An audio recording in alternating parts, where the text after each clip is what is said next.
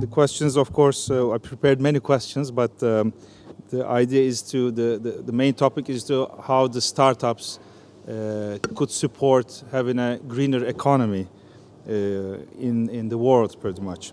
So my first question will be for Mr. Bruce Anderson. I'll start in line, if you don't mind.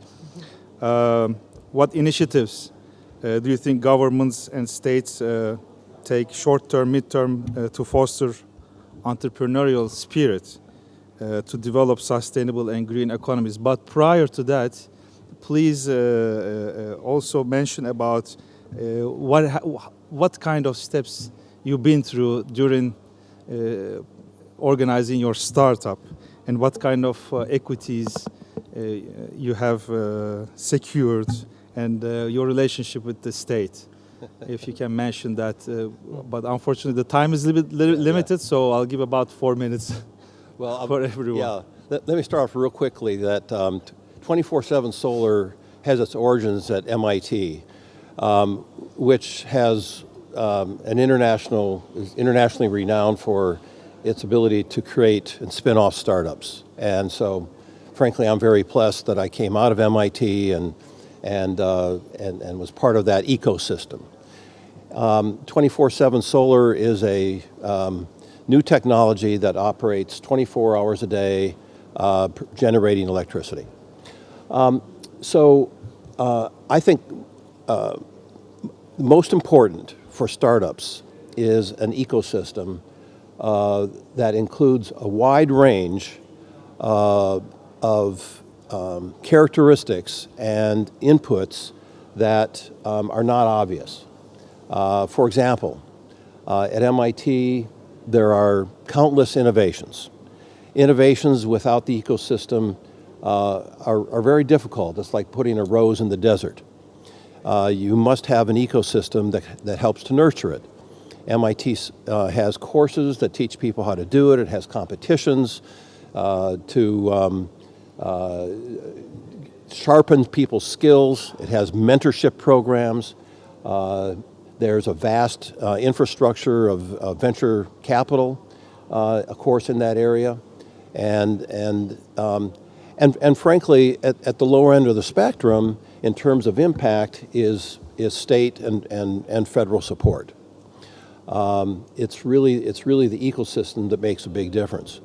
One of the things that entrepreneurs can learn from my experience, at least, is that our company started off not as a solar company.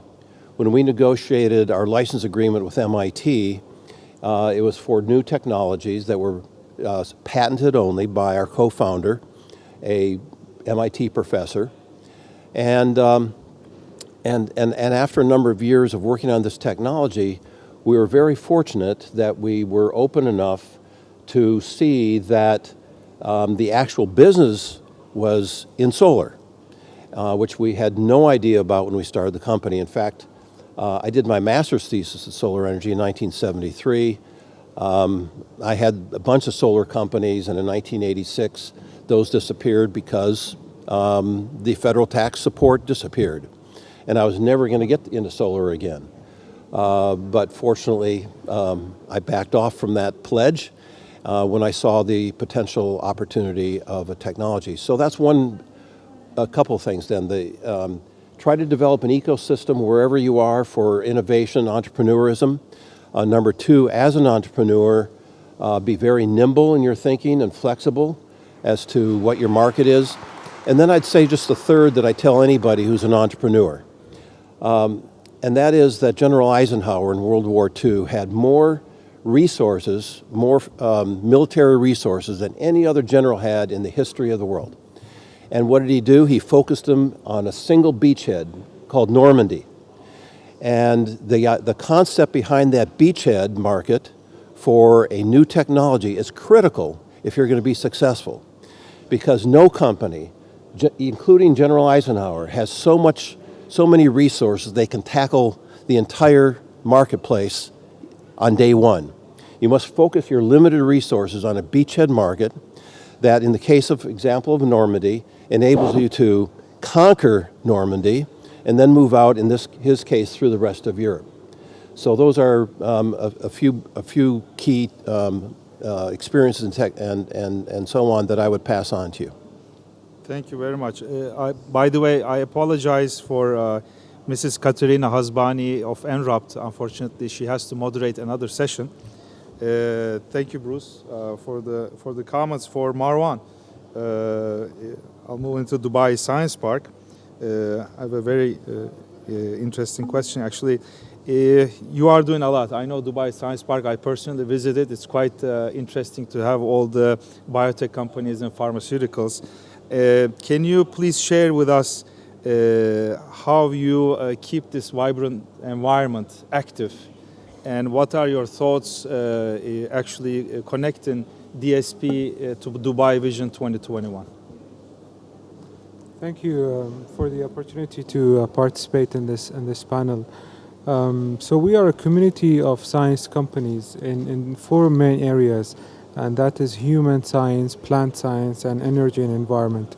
So energy and environment is one of the key areas that we focus on, and our model has always been to create an ecosystem, as Bruce said, because you really need to have a mix of companies, whether they are large companies, service providers, startups, to be working hand in hand.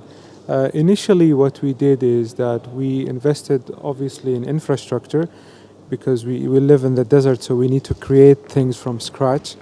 But our focus has always been industry, to the industry. And with the companies coming to Dubai and using it as a hub for the region, they gradually grew from doing activities like sales and marketing, distribution, manufacturing. And from that, there was a huge other companies wanting to be in the same community, providing services.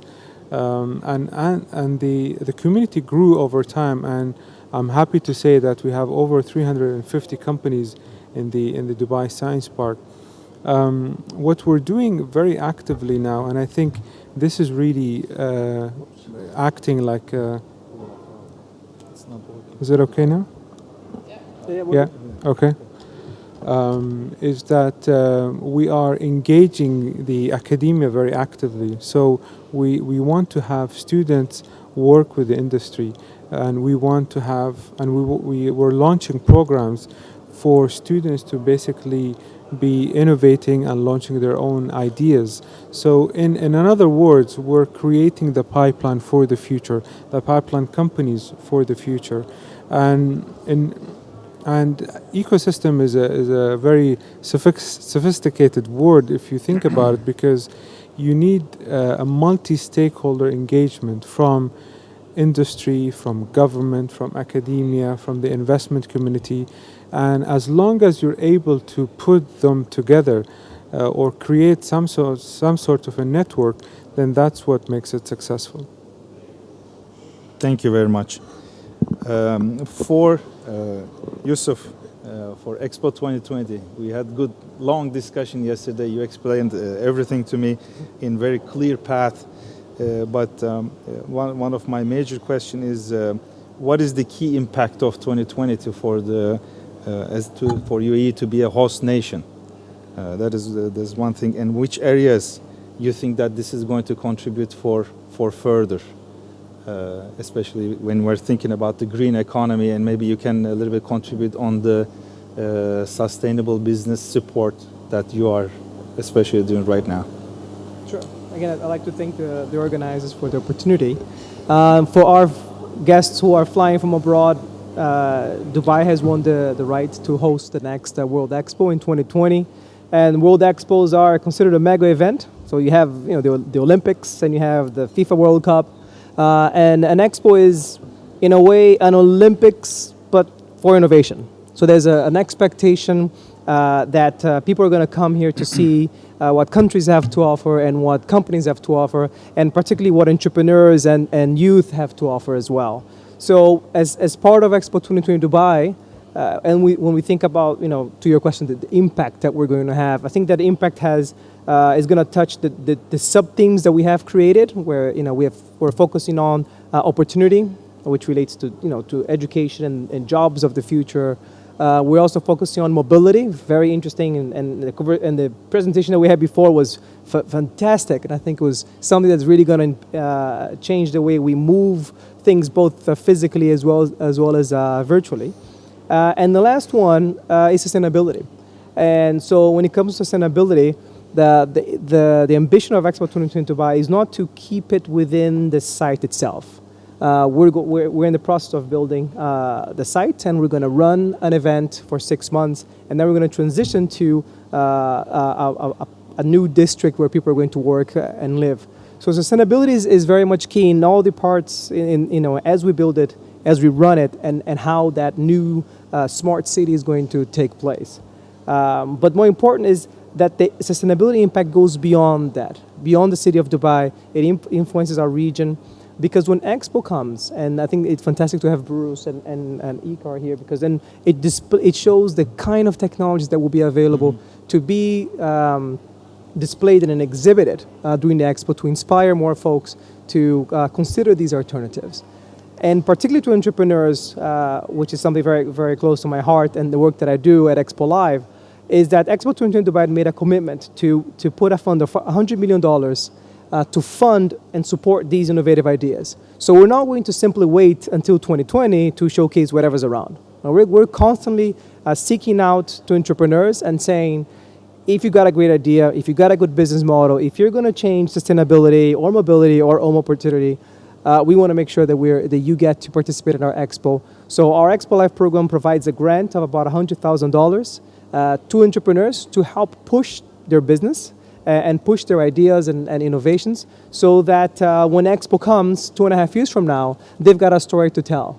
And for us, that's in a way the impact that we want to have, particularly around sustainability, that we find these innovators, whether they're UAE based or they're from around the world, and give them the support that they need today, but also give them the platform, right, of a World Expo where 25 million visitors are going to come and get to know about what that new technology is all about. Thank you very much. Also, for the green economy, when we are focusing on the green technologies, Vilhelm, you are with the eKar. You started up, you went through a lot of work. You are also with the RTA, as far as I know. What kind of governmental incentives, besides the RTA, do you foresee realizing, the next big show for the eKar? And what do you think the impact will be for the green economy? Surely not just for UAE, but in global terms, if you can. Sure, thank you. And thank you so much for having me as well. So just a quick background on eKar. eKar is the Middle East's first car share operator. We're also the largest in the UAE. This is an idea that my business partner and I pitched to the RTA in December 2013.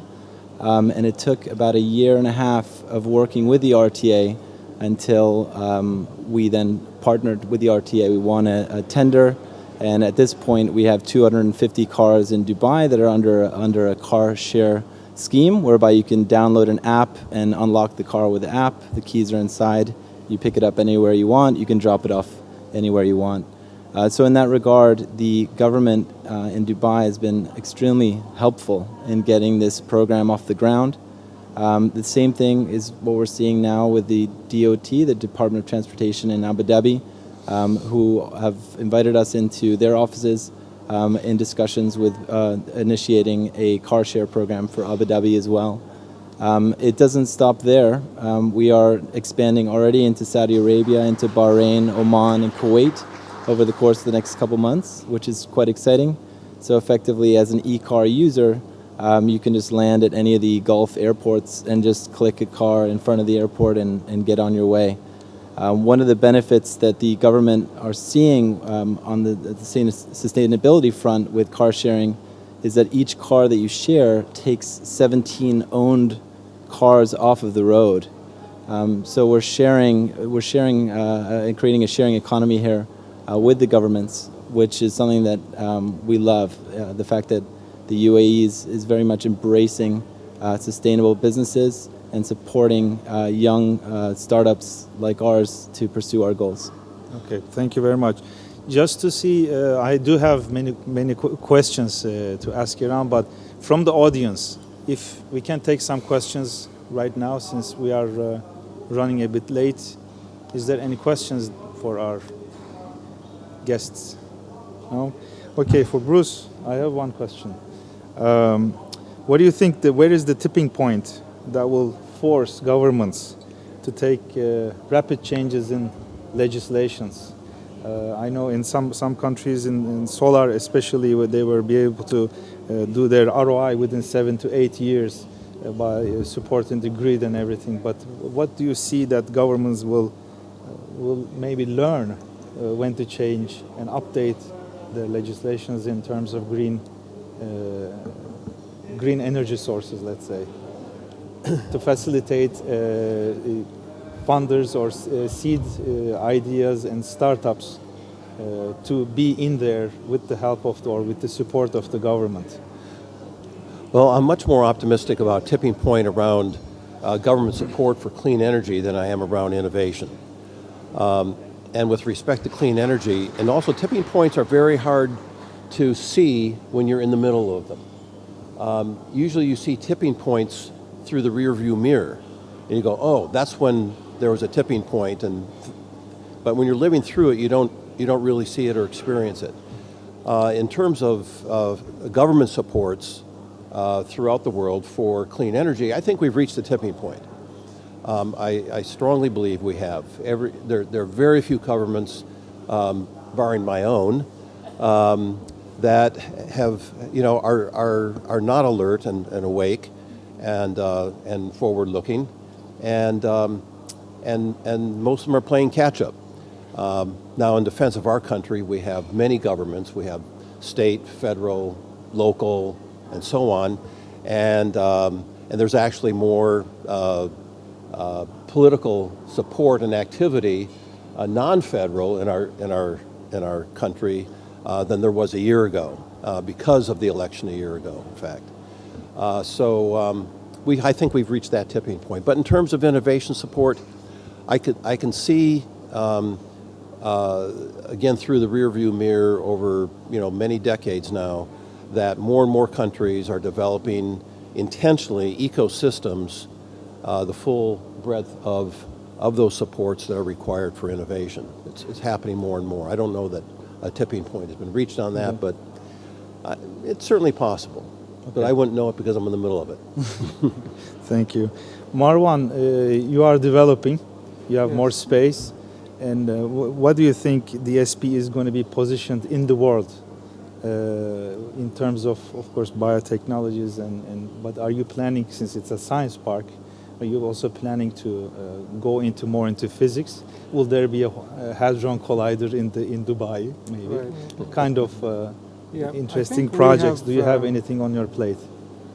We've always been an enabling system and an enabling platform, and we will continue doing so. I think what will put us on the map of innovation is really to have homegrown innovation, and that is something that takes time, and it's very lengthy and requires a lot of investment and throughput from academia and industry collaboration.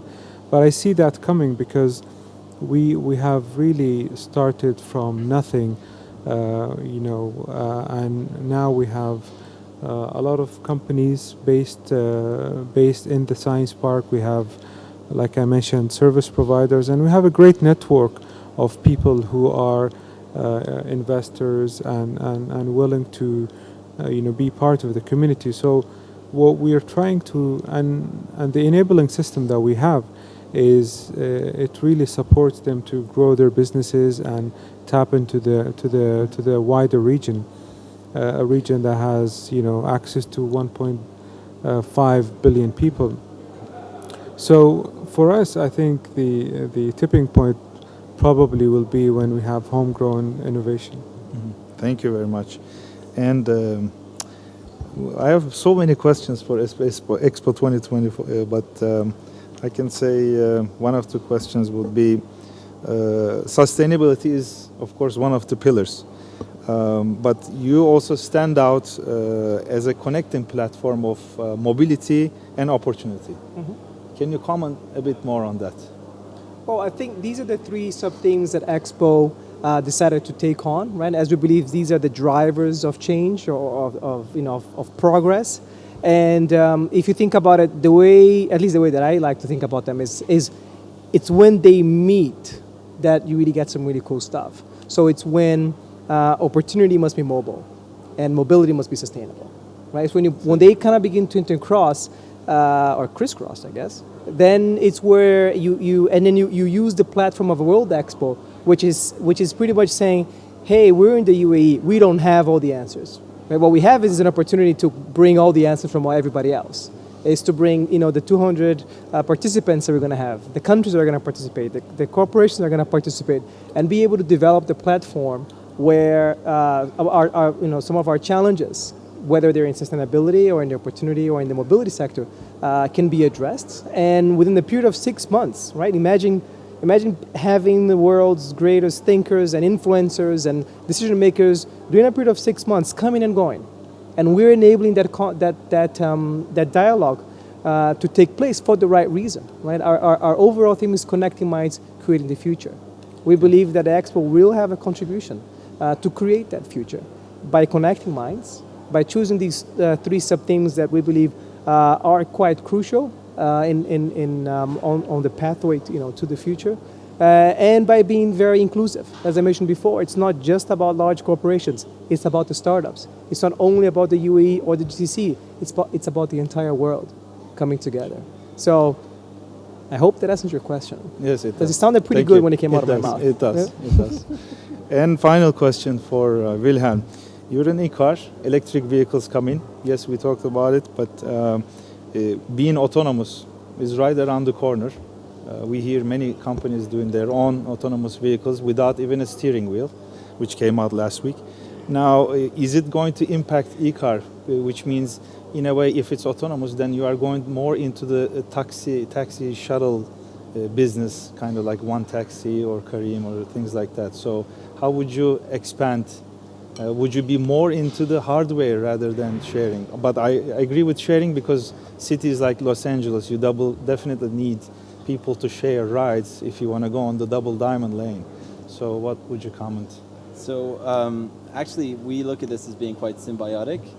Our technology that we have plugged into the CAN bus of the car gives readings on everything. Effectively, how hard you press on the throttle, the accelerometer, the GPS tracking of where the vehicle is, how inflated the tires are. Any reading from the car's computer gets sent through our iBox system into our back office system, CocoSoft. Now, all of that technology and all that data that's coming now through over the course of the last year, for example, has allowed us to be able to effectively demonstrate how people from different socioeconomic backgrounds, from different nationalities, male or female, whatever, how they drive and how their modus operandi on any given day of the week, which has become very valuable data.